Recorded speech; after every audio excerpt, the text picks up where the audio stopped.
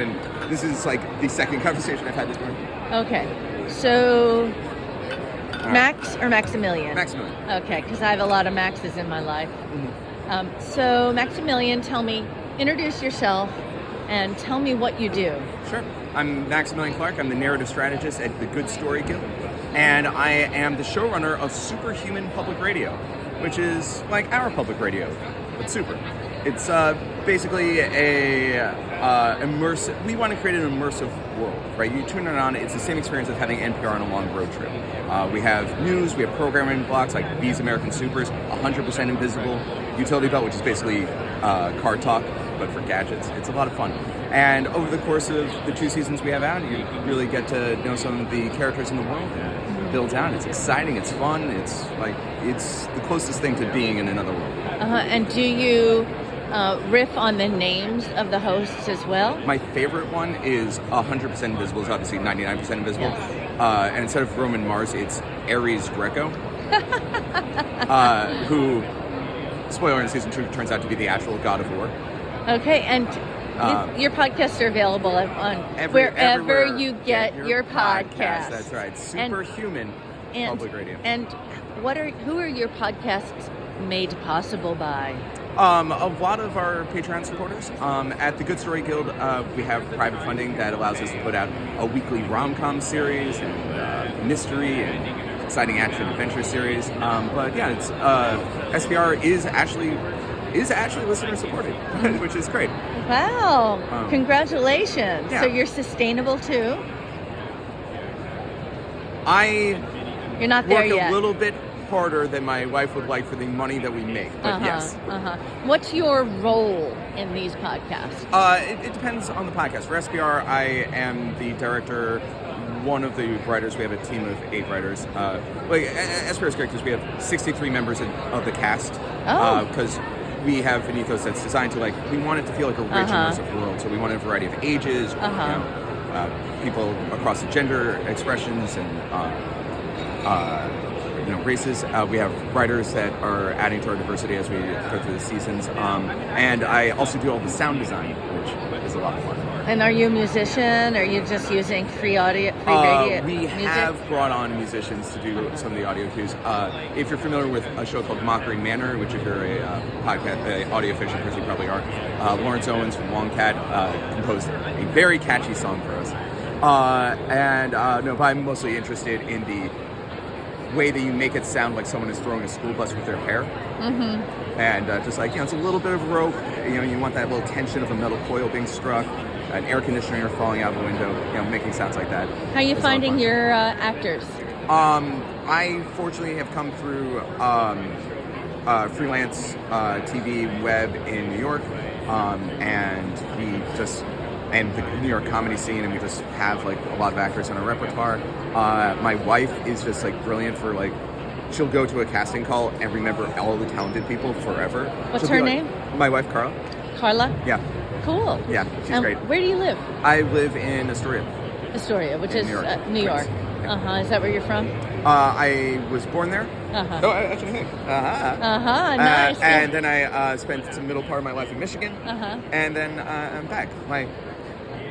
My outfit is my story. Advertising here. Do you my have a existence. Good Story Guild swag? I just have the cards. And Good Story Guild, I am their post-production supervisor on a bunch of things. I showrun our weekly rom-com and directed, and I'm in it on that. But how big is your full-time staff? At Good Story Guild, we have.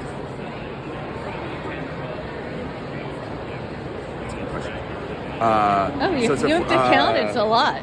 Sometimes I have to pause and count too. So it's 4 people in the quad: Simone, me. It's our social media team, animator. Well, I mean, if we count writers, do we count writers? Yeah. Because we have limited series. I'm counting people who are limited series too. Yeah. But the stuff that you're talking about in terms of superhero public radio, that's full time.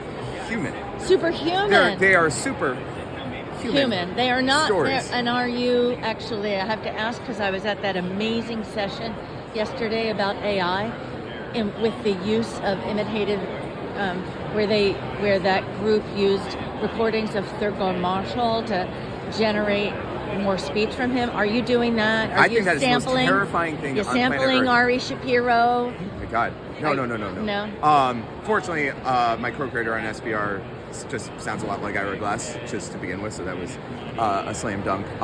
No, AI to generate creative content is a terrific waste of environmental and human resources. AI should, in my opinion, be used for the boring stuff. Like, they have an AI thing that will cut between like frames in a video podcast. I think that's great, because that's boring work that no one achieves fulfillment for. If you are using AI to generate scripts instead of finding a writer, if you're using it to generate a performer, you can get an actor for $20. There are hundreds of thousands of them. And the idea that we would replace the few things in this world that still bring us joy with an algorithm that consumes so much energy is mind-boggling. Like, this shows us that the tech industry and private equity really don't understand what it's like to be human. They only know what it's like to generate algorithms. And profit. So I'm not sure how to generate profit. Yeah. So you're nonprofit, or you're still like, no, you're not. Well, you're not. You haven't profited yet, right? I mean, how are you guys doing financially? We're doing actually pretty good financially. The Good Story Guild is fortunate to have private funding. SBR, we don't have a lot of overhead. Like venture capitalist funding? Or? No. Just private, people who enjoy storytelling and have been extremely generous with it. Through Patreon. Through Patreon people have just independently come. So have real people, real humans, superhumans who work in real public radio listened to your podcast? And we know that And if so, what have they said? Well, the NPR's lawyer, when he was looking over our original branding and had us make a couple suggestions, loves the show. Actually, the whole legal team, they passed around the office. They thought it was great. Beyond that, I don't know that we've really penetrated too much into public media in terms of hosts and producers and people who actually make it. And we should, because if you love public media, you should love this show. It's great if you love comic books and public radio, but if you like just one of them, the show is still amazing and captivating. I mean, I see you are here perched at the NPR booth. Are you hoping to meet people from public media? Oh my God, that would be really smart. Have you? I was just thinking about eating this banana here and going through brain dates, but that is a much better idea. Well, at this conference, you must be here to meet people. There are 50 people from National Public Radio at this conference. They may not all be here right now, but I have met many of them, and I have handed them a copy of Current's latest edition, which is our Rising Stars edition. We only put out print 4 times a year and distribute them at public media conferences and conferences like this. And this profiles 35 young up-and-comers, which in public radio, 35 is considered young. So one of them snuck through as 36 because she must have just turned 36 before we published. But 35 under 35. They are amazing people doing amazing work in NPR, PBS, public media stations, all sorts of national shows. Some of them are like engineers, marketing people, on-air hosts, producers, editors, journalists, fundraisers, all across the board. So I want you to read this, and if you would take a moment and open it up so I can see that you are actually going to read this. Rising Stars starts. Continue on from page 9. There you go. There it is. The Rising Stars. There it is, and you can see that the edition is a big one and has pictures. And one of the things I love about this edition is it not only talks to people about why they work in public media and what their accomplishments are, but it asks them things that you would appreciate, like what's the funniest thing that's happened to you in your public media career? What advice do you have for young people getting into the field? And my favorite is, what advice do you have for older people, older leaders who've been in the field a long time? Because they're the folks who really need the most advice about cultivating and mentoring young talent in order to retain them, particularly BIPOC talent in our field. So how did you get into podcasting? How did I get into podcasting? It's a consequence of the pandemic. I was freelancing a lot in the indie film world in New York, and when the pandemic hit, that world collapsed. And someone I was working with on a superhero movie, we couldn't do that, and so he was just like, well, let's do it as an audio drama. Like a new superhero. Yeah. His original concept was it's a superhero in the gig economy. So, just doing the hustle of taking cats out of the trees and make sure you rate me 5 stars and that kind of stuff. Did you make that? Well, our lives got consumed by audio. Because once we started, we realized it's the great thing about audio as a medium, especially in the world of fiction, is you can do $100 million film for free, essentially. Yeah. Right. Like if you need to fill an epicenter with giant dinosaur robots, it's 18 sound cues. Yeah. Right. The bar to excuse me. The bar to entry is very low. Yeah. But the competition is fierce. Hundreds of new podcasts being introduced a day, millions of them out there. How are you doing with podcast discovery? What are you doing to market your podcast? Well, that show, we're fortunate to be on the Fable and Folly Network, which helps. We're talking about Superhero Public Radio. All of our shows go in different places. We find that the audio fiction community is actually really kind and supportive, and they boost each other up, which is great. Genuinely, I find that people tend to... Your biggest audience for fiction podcasts are people that are already listening to fiction podcasts. And so it's extremely helpful that they literally just swap. You're just like, hey, buddy, we're doing the same thing. Do you want to just put ads of each other's shows on your feeds? I was at an NPR session. Sorry to interrupt you. No. I was at an NPR session where they explicitly said that the best way to get people to sample other podcasts is to promote them on popular podcasts. So NPR's doing a lot of cross-podcast promotion. Mm-hmm. So I got a question for you. How much you've worked with tons of actors? Are they SAG-AFTRA? Most of them are. SAG changed their rules to make it a lot easier for actors to participate in lower budget works, which include podcasts. Their new media agreement. I don't want to get into the weeds too much on the new media agreement, but by and large they are union actors. I guess it depends on the show. Some of our shows use a mix of union and non-union. We just find talented people, and what's great is the unions allow us to intermix on this level, and so we get the best person for that job. Mm-hmm. And honestly, a lot of times, because we have a diverse cast, we have people that just haven't had the opportunity to get media roles and therefore haven't qualified to join the union, and it's nice that you get to. Mm-hmm. And how did you come to listen to public radio? Were you a backseat NPR baby? Yeah, I mean, Click and Clack, the Tapper Brothers were on our radio a lot, and I guess, yeah, I don't know. It's just one of those things that's just sort of always on. I feel like it's music, or the world is dying, AM radio conspiracy webs, or the NPR, and NPR is this calming voice, and I think it's really important to have independent media right now. Mm-hmm. Can I ask how old you are? Yeah, I'm 37. Okay, so you're not of Rising Stars age, but so you are of a generation that is not listening to public radio very much. You're not in the, it's mostly people 55, 65, and fortunately that group of people are making enough money to donate at higher levels. But attracting a younger audience to terrestrial radio is not happening. Your generation and younger people are discovering public radio podcasts, and are listening only to the podcast space when they're not watching YouTube with subtitles. which is what my children do.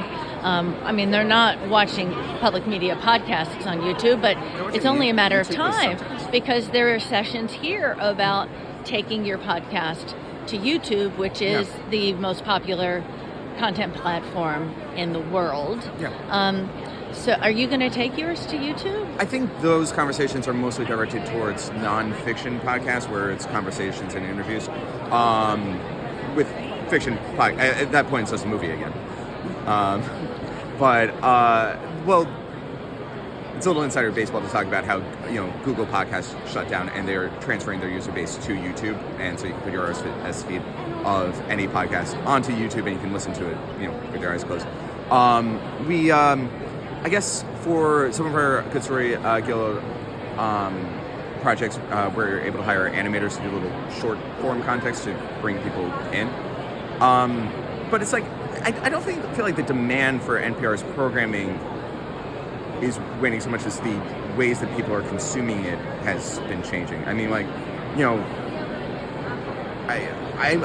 would be curious to see what measurements they use to gauge who's listening to NPR, because you missed that session. I did. Well, there was a brilliant session by one of the NPR researchers who talked about a huge study that they did on listening behavior that goes way beyond downloads or streams or the kind of not helpful data that is available for podcasts. They did it like what you would call psychographic research, and discovered a lot of great information that they are actually now using to try to attract sponsorship for podcasts. You may or may not know that podcasting was bringing in the majority of sponsorship revenue for NPR for a period of time. That all crashed. Sponsorship was way down, and they had to lay off 100 staffers, about 10% of their workforce, and they canceled some podcasts. I don't know how that decision was made, but they are into podcasts. There's no doubt. I mean, their daily morning up first is very, very listened to. My young children have been sort of big listeners to Hidden Brain, which is no longer an NPR podcast, This American Life, and Code Switch, which is still an NPR podcast. And I'm curious, what are your favorite NPR podcasts? What do you listen to religiously? Sure. Does that include things through PRX or just? You can talk PR. Why don't we just say public radio instead of just NPR? Sure. So, I think 99% Invisible is my favorite podcast of all time. It's really hard to top that. Every time I listen to one, that's conversation fodder for the next 3 weeks. Wow. I think in your office.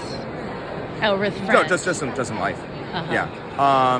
I don't know. We my wife's alarm is set to WNYC, and so we get a lot of our news content, which until the world is so distressing that we're like, no, we're awake.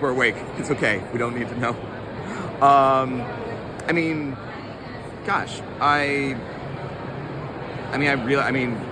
love human stories, and so public media really does a good job of they don't need to be externally flashy, right? They already have the buy-in from their audience that trust us, you are going to learn something, you're going to engage with a person or reality or a lived experience that you haven't done before. And so that's what made This American Life so incredible, right? The idea that we can just go very simple with our stories and understanding.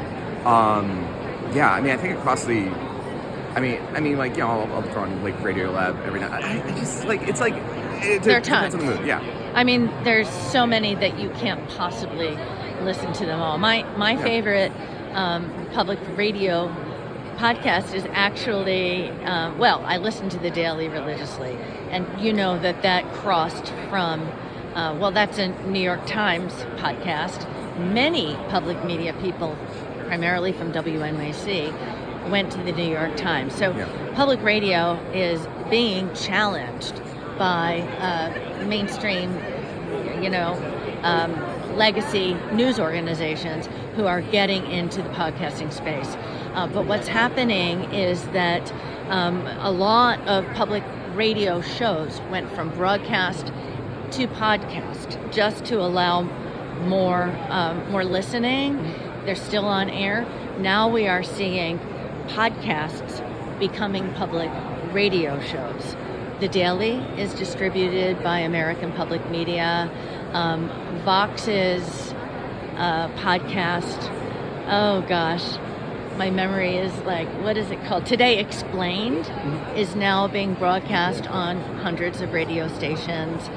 So the great divide between these spaces is evaporating because multi-platform distribution is essential to attract your generation and younger listeners who will have to be listening and supporting public media and if it's going to be sustainable. Yeah, well, I mean, but when you think about it, the way that I would say almost every American engages with radio, I mean, like even in cars, the supremacy of radio has given way. You plug in your phone, and so like even if you're listening to radio content, no, you don't plug it in.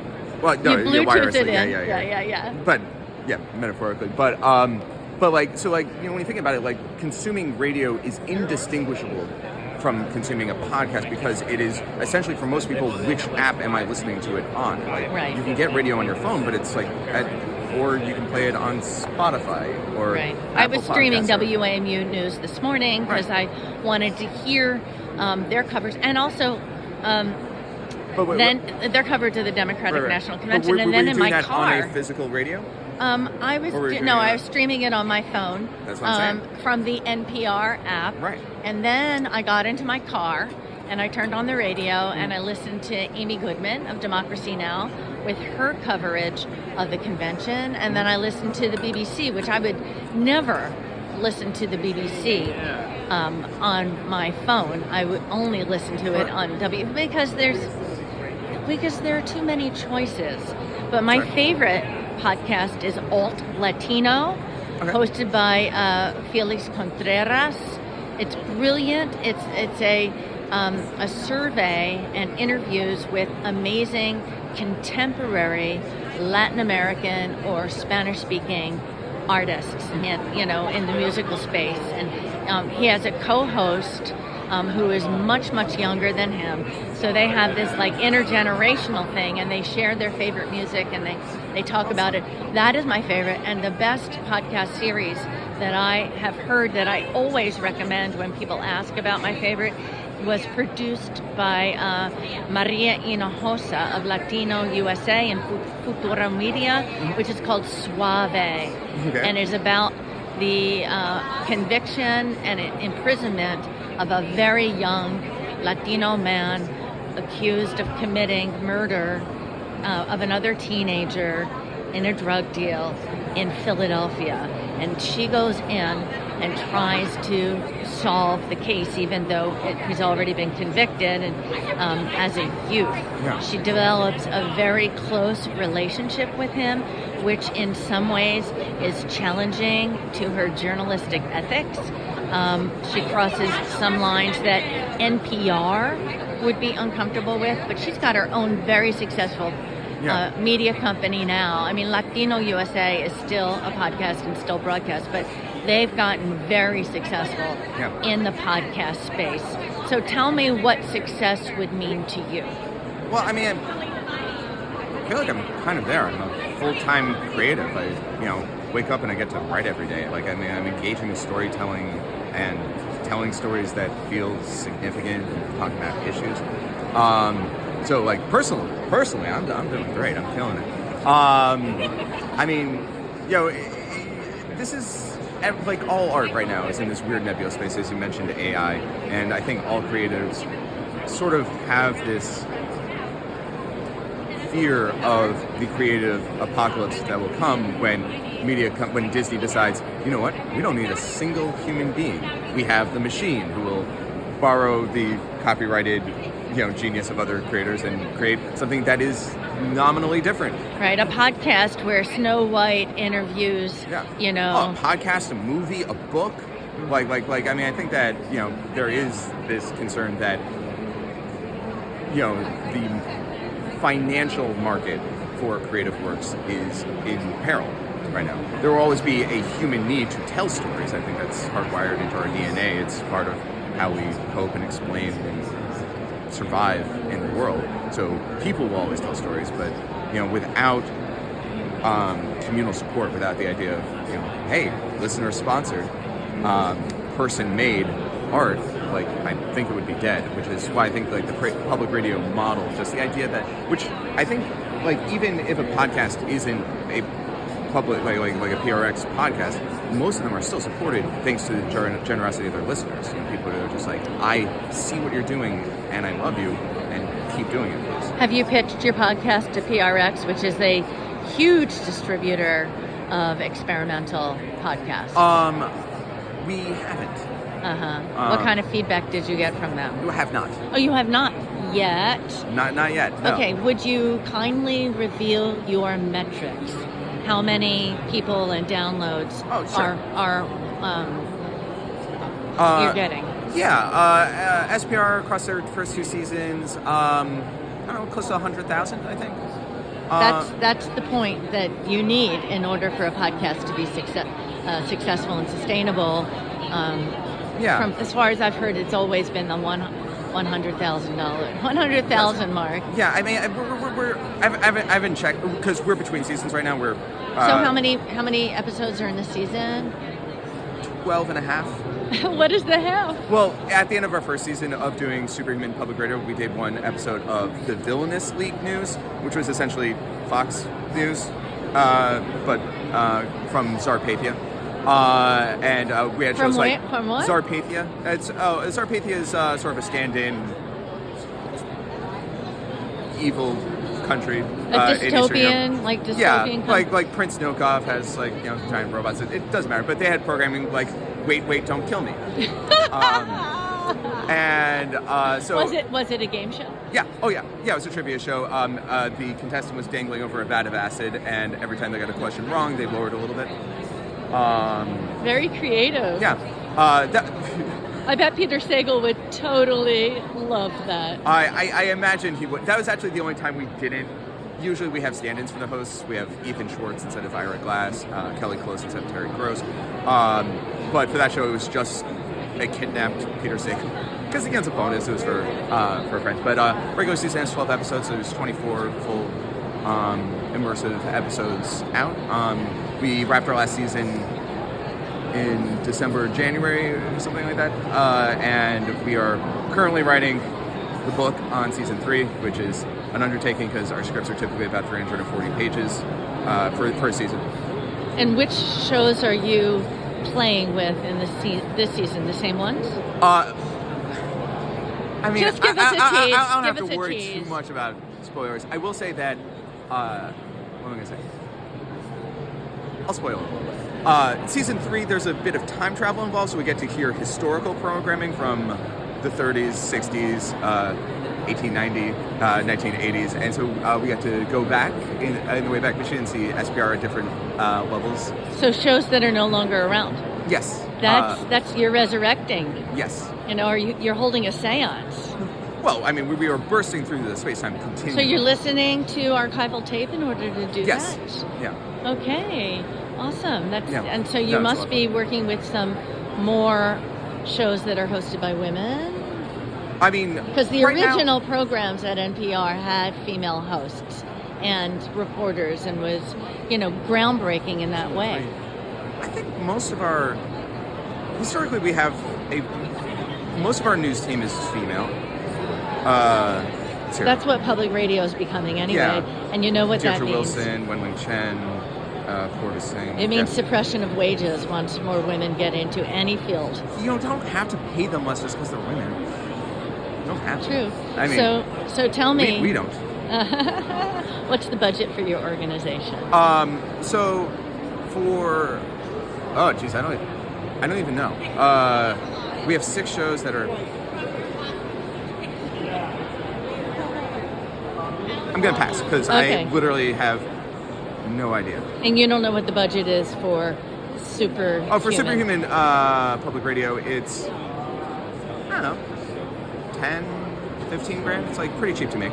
Oh my gosh. Was that a lot of little? No, that's, I mean... I do the sound design, which I know, would be the most but, expensive right, part. right. But you know, there isn't a podcast in public media that could be produced for that. Yeah. You know, it's Well, much more. The investment is Yeah. much higher. The number of staff people involved is much higher. That's part of the reason why there's been, a dial down in the national spaces. There's actually been something interesting happening, which is public television is getting into the podcast space. There are PBS stations around the country who are introducing podcasts, mostly, nonfiction podcasts, some investigative journalism podcasts. Frontline has a very vibrant podcast. PBS NewsHour has the Student Reporting Labs, which is doing podcasts. So, all of public media is really experimenting with these digital products that are getting cross-promoted on all sorts of platforms. And in some cases, the podcasts are the places where they are engaging more BIPOC talent and more BIPOC audiences, which is essential to the sustainability of public media, given the changing demographics of this country. So do you know what the breakdown racially is of your staff? Of our staff? I would say, cast is pretty diverse. Our two protagonists going into season 3 are the Singh sisters, who are both Indian American. Staff-wise, SPR is pretty small. It's mostly me and Jack Dorsey, and then our cast and our other writers. We had four extra writers in season 2. 3 of them were queer, 3 of them were women. Different overlaps. Maybe you have a little work to do in public media. The percentage of public media employs around 23,000 people if you include the national networks and the national organizations, of which there are many, along with the employees of stations. Sure. Which the employees of stations is between 19 and 20,000 people. That field is around 26% BIPOC, and it doesn't increase much year over year. So this is a big issue in public broadcasting. Yeah. Well, our cast is, because our cast is our fictional staff for our public radio station, right? And I gotta imagine it's probably 40, pretty close to 40%. Oh, well, that's, Ben that's Belzer, America. Deirdre Wilson. Yeah. That's America. Yeah. 40-something% and growing. I think our news, non-white. Our news team on SPR is entirely non-white. Our hosts, Aries is black, Ellie's white. What other shows do we have? I'm talking about specifically Superhuman. Yeah. Great. You'll look into it. You'll look into it more when you get home. And I will say that we do part of our ethos is to represent a diverse world, which is why our cast is so big in the first place. And we wanted to make sure that it's not just random janitor or security guard, but actual main protagonists. Our main protagonist in season 1, or 2 protagonists in season 1. One of them is Quantum, the Ultimate Speedster, who is Stephen Singh. Who's Indian Canadian, but he plays in America. I don't know. Our world is diverse, and our stories fall that way. So where did you grow up? So I was born in New York, and I split my time between there and Michigan for most of my childhood, and then I'm back in New York. And did you go to college? Yes. Where? At Western Michigan University. Okay. Did you major in anything media-like? I was creative writing and political science. Okay. Were my majors. Interesting combination.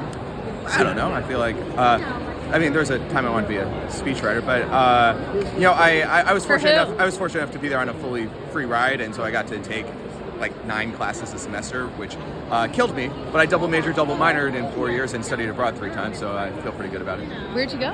I spent a semester in Beijing, in Dunedin in New Zealand, and in Prague. Do you speak any of the languages? Oh gosh, my Chinese used to be so much better than it is now. I just haven't been using. If I'm like eating like authentic Chinese food, it comes back a little bit. But it's probably garbage right now. You said New Zealand, right? Yeah. How's your New Zealand accent? Hold on. I have to warm it up. Great. It's been a number of years. Oh yeah, I'm Brit. Everyone's name is Brit. Oh yeah. Do they do Vegemite in New Zealand they too? do. They have Marmite. Oh, that's Canadian. They have oh God, New Zealand is so because it's not us. It's hard to do it without becoming Australian or Canadian for me because in my mind it's both, and so that's all right there. Yeah, because it's sort of like you have to keep it low on your palate, and you have to be like, oh yeah, and everything's very small. Yeah. Can you say something in Chinese? Or Czech? Sure. Go ahead. 你们好，我是顾买，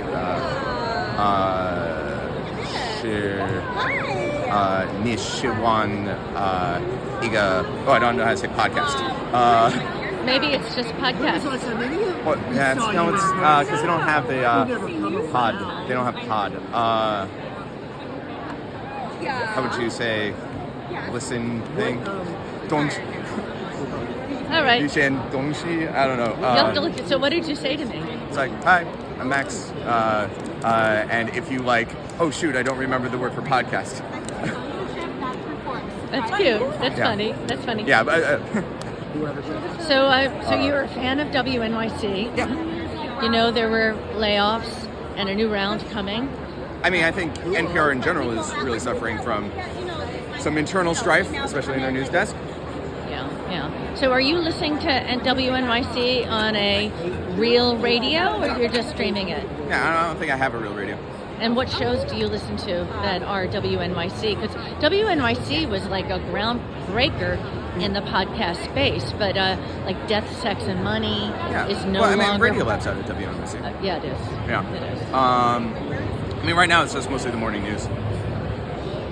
But like the morning show or the top of the hour newscast? Let's see here. Carl's alarm is usually set for 8:15. Wow, you are a late riser. Oh yeah. But you stay up late. I'm an artist. I'm pretty sure that every single writer on Earth hears 8:15 and is like, is the sun even up? Because they don't know. Right. That's writer o'clock. Yeah. You get up at writer o'clock. Oh God, no! But like because. So my wife is a child trauma therapist now. She's been an actor for years, and that's some heavy stuff. Yeah, she's really good at it. She's really good at it. In private practice or with she's with a nonprofit called University Settlement. They do free services to children on the Lower East Side. They have therapy. They have family counseling. She does CBT and TFCB. TFC. I listened to the thing she says. There's just a lot of letters. TFCBT. Oh my gosh. DBT? DBT? No, she does. CBT? She does cognitive behavioral therapy, so she does CBT, but she also does trauma. TF. There's so much trauma. Trauma family counseling. What's the last one? I don't know, but she works with New York families. City? Yeah, in New York City. And face to face? In person and online, depending on the family's needs. She works, she does it in the schools, at homes. It's a great organization, and they treat her real nice, which is... Is she involved at all in your podcasts? Yeah, she does some voicing? Yeah, she's an actor. She has guest starred on my rom-com, Joseph's Lonely Hearts Club, a couple of times. She helps me edit. She helps me find cast members. She's really good. On SPR, she plays. Well, actually, in season 2, in the opener, she's kind of playing herself. There's a organization that works with people that have like really lame superpowers, which the suicide rate among people with a D tier superpower is extremely high. And Everyday Powerful works with supers to understand that it's a gift, not a curse. Inspire people that if you can jump an inch higher than everyone else, that might be a superpower, and that's good enough. What do you do when you have writer's block? Do you ever have writer's block? I don't think I think there's a difference between being unable to write, period, and being able to solve a narrative issue. And narrative issues, a lot of pacing, a lot of being like, but what if we did this? And I tend to work with people, whether it's Jack and SPR or my co-creator on Joseph's Lonely Hearts Club, Rachel Music. I tend to work with people that almost that have the same headspace but completely different ideas, and so there's a lot of conflict. And usually it's like, no, we can't do that. Obviously, that sucks. And eventually we find a happy medium, and we're like, oh no, you're right, you're right. And so you have a collaborative writing process. Writing is inherently collaborative. You can have the Hemingway approach and just like sit back in a typewriter, but I think when you're writing narrative, teleplays, screenplays, I think that anything that you do in film, TV, fiction, it is ultimately a collaborative project. Like if you write it by yourself, you're working with the director, you're working with the production team, and I think that's battle testing your ideas. Because we'll all write individual segments, but you got to push it against someone, and because otherwise it's just the echo chamber in your head, and I feel like it's a less good story. Like you want that perspective, you want it to feel real and authentic and good and fast and interesting, which easy, right? Just everything. I think the best writers are open to the kind of feedback and the editing that makes their product better. Julie, for Good Story Guild, we have a show coming out called Ley Lines, which is action adventure things. I cut a trailer for them for that show, and no one had notes, and I was dying. I was like, no, you don't understand. This is my rough draft, guys. You have to have notes. I'm like, no, it's great. We love it. It captures the vibe. I'm like, no, it's not good enough. And they're like, okay, we're gonna get you some notes. It's okay. But that's kind of how I am with all creative work. So I do a killer first draft, and I am fortunate to have found, largely in my 30s, people who are talented and creative and smart enough to tell me why parts of it suck. And I think that's extremely important for any creator. Did you probably never watched Elle Franken on Saturday Night Live? I've seen some Stuart Smiley. Is that? He used to do. His line was, "I'm good enough, I'm smart enough, and doggone it, people like love me." me." Yeah. I think it was like like me. Yeah. So, is any of your Superhuman Public Radio spontaneous? Do people go off script at all? So we have a show that's basically CarTalk, and because of the pandemic, we had typically recorded everyone individually. And one of the CarTalk guys has passed away. Yeah. No, but the show aired on public radio stations for many years after he was dead, and I think that's come to an end. I'm not sure. Yeah, no, I love those guys, but but everyone else in the show we record individually, like sessions, just me and them, talk through it. That show, I have the two of them together, which is Stan the henchman, who's like infinitely old, has been a henchman for bad guys, like building robots and stuff for centuries, and Billy the Whiz Kid, who's a hero, who's 11 years old and just a super genius, and they solve tech problems. Those two guys record together because I need the energy, the back and forth, and the stuff that they will give me when they fly off script, the stuff I could print that is acceptable for a mainstream audience, that is extremely disturbing and terrible, is hilarious. I love that movie. our rom-com show has improvisers in the segments too, and it's just like I love the energy of like it brings that energy of like live theater, because let them riff, let them play off each other, and it has that tightrope energy of just like what's gonna come next, which is extremely important for comedy. Maybe a little bit nerve-wracking. Did you use a real 11-year-old or child? No. We have a fake voice. Yeah, child acting. Well, we didn't want to. Did you adjust his voice to make it sound? No, more? he just naturally has sort of like a helium high voice. Did he actually use balloons to get there? No, he just has it. God bless you, Matt Mundy. Oh, that's so funny. Yeah, that's not his.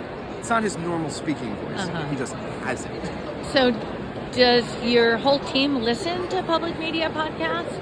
Our whole creative team, 100%. And you talk about what you're listening to and giving each other like tips about check this out. I think it's important. So far, I hate impressions. I hate impressions. It's something where, like, because a lot of You're our writers, talking about the measurement tool impression. What's that? The measurement tool impression. No, I hate imitations of famous people. Okay. I don't mind it when someone just like, hey, I can know 100 voices. That's great.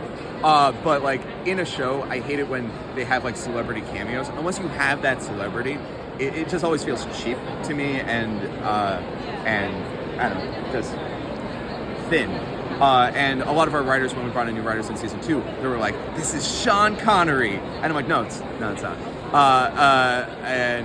I think the reason, so what we do is we want characters to feel evocative of other characters. Our Ethan Schwartz is not Ira Glass, right? Because if it was Ira Glass, we couldn't do anything with it. There's the bounds of what Ira would and wouldn't do, and that's it. But if it's a unique character, if it's Ethan Schwartz, then he has full agency, right? He can make decisions that are true to the character in the moment. He can develop, he can grow.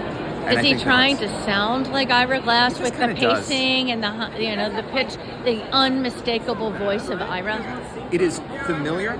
It is not the same. Again, because it's not an impression, right? R. Kelly Close is not Terry Gross, but it's a vibe, right? It's a similar feeling, right? And because of that, like, we're free to make and do, and let these characters be full human characters. How would you feel if you heard from an NPR or PRX or APM person that they were listening to your show? Would that mean success to you? I mean, I would absolutely love it. I mean, every now and then we have some intern at some station write us a review or like send us a message, and that's always like heartwarming, because people who are in the world generally really do love the show when they hear it. You're right. We probably should try to bring it to their attention and not just give it through osmosis. And is cross promo, podcast promotion, your primary tool for podcast discovery, or are you doing anything else? I mean, there's ad buys, but it amounts to the same thing, because you're essentially buying ads on other radio programming. Word of mouth. There's a fairly active audio drama subreddit that we have a Discord community, and those people honestly, with any show, word of mouth is still king, right? I don't listen to a show because I see a poster. I don't see a movie because I see a poster. And I see a poster or trailer, and a friend is like, "Dude, you have to see Twisters. There's so many Twisters." I'm like, "Okay, I'll see it." So you're not doing, you don't have a website, you're not doing a website. Do you do a newsletter too? When we're not in season, we don't really have newsletters are hot. Email is hot. Yeah, I've heard Substack and all that kind of stuff. Yeah, that's good. I'm going to have to look you up. Do you know what you're, do you have an X handle? I had about 13,000 followers on Twitter, and I deleted it because of Musk, which sucks because I don't have that platform anymore. But it's weird too because I have 150,000 followers on TikTok, but and I manage a page that has 3 million. But even getting, and most people who are in the social media space will tell you, getting people to leave the app that they are currently on to do something else is really hard. A conversion, you can tell 1 million followers. The algorithm doesn't like ads that get you off the app either, so it tends to. But if 1 million people watch an Instagram post or a TikTok about a show, even if they like it conceptually, the conversion rate is 0.001. it's like so. Whereas if you have a host read ad on a podcast, like they're already on the app, so like the conversion rate is like can be up to like 5-6%, and those are good numbers. Have you ever checked out that Saturday Night Live skit about NPR making the fun? Sweaty Balls? Yeah. Oh yeah. Oh yeah, that was hilarious. Oh yeah. Alec Baldwin, classic. Terry. No. Shoot, what was her name? Sherry O'Terry. Yeah, right? you're behaving more like a 60-year-old with your memory, like me, trying to like draw out the name of I think Sweaty Balls was like the 90s. Like I am summoning a poor memory. Yeah, you were like barely born in the 90s, right? Yeah. I mean, like, yeah. I think it was like 8, maybe.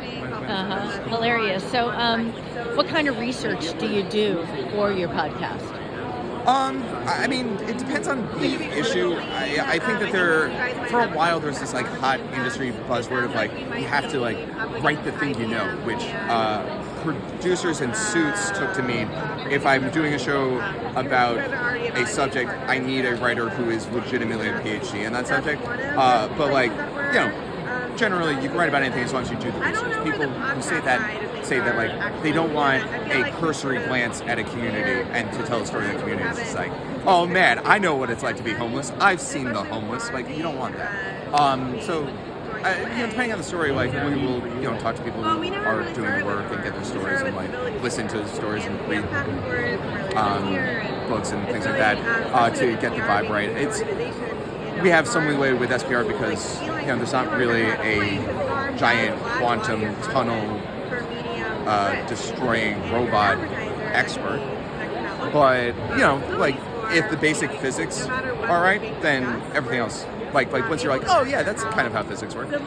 So it sounds like the show is primarily audience-based. I mean, with CarTalk, you use clips of other people asking questions. Do you ever do like, things that sound like reported stories, or you do vox pop, real live vox pop in the street, or just imitated vox pop? Well, it's our SPR is segmented, so it's 3 news segments and 2 show segments in every episode. And this will be on the field reporting, news conferences. Like again, it's the idea that it feels real and immersive, right? So those are all real or written in? Oh no, they're. I mean, it's Iron Barracuda of the Heroic Legion is like giving a press conference from Tower 2. Like it's not real, but it's like it has verisimilitude. Are both of your parents living? No, I'm so sorry. I was going to ask if they listen to your work. Oh, my mom's still alive. Oh, okay. Sorry, I didn't mean to say neither of my parents. Okay, so I should have asked it differently. So she listens. Yeah, no, she's on it. We did this segment in season 1 about how villains had a house mom, because they kidnapped or they hired just like originally like a maid service, but then Ruth has been the mom to villains. She just like makes muffins for them. She's just like, hey, don't worry about it. I'm just getting a thing. Hey, you have friends over. It's like, this is a captured U.S. senator. It's like, yeah, I'll bring some muffins. So is that her name, Ruth? No, that's her character's name. So I would recommend to your mom. How old is she? 73. Okay. There's a podcast for her that I am absolutely loving. Julia Louis-Dreyfus, who played Veep, and from Seinfeld. She has a podcast, and it's in its 2nd season now, called Wiser Than Me. Wiser Than Me, and she interviews women, mostly over the age of 70, some of them are in their 80s, who are wiser than me. Incredible interviews with people like Gloria Steinem and dancer Debbie Allen, and oh my God, I can't even go into the list of the artists and amazing people that she talks to, and has a wonderful and engaging and entertaining conversation with them. I love it. There's a little too much advertising on, and she reads all the ads, of course, but many, many minutes, and everybody, I think, skips through it. But at the end of the show, she always calls her mom, and she's like, "Hi, Mommy, how you doing? I just talked to so-and-so, Julie Andrews. Oh, how wonderful." And she talks about the conversation, and then at the end she says, "Bye-bye, Mommy, I love you." It's very sweet. So we're going to come to an end now. I have loved our conversation, Yeah, this has been delightful. Thank you so much. and I wish you all the best with all of your podcasts. Thank you so much. And I hope you're enjoying podcast movement, meeting people, and learning a lot. I have. Thank you so I much. am.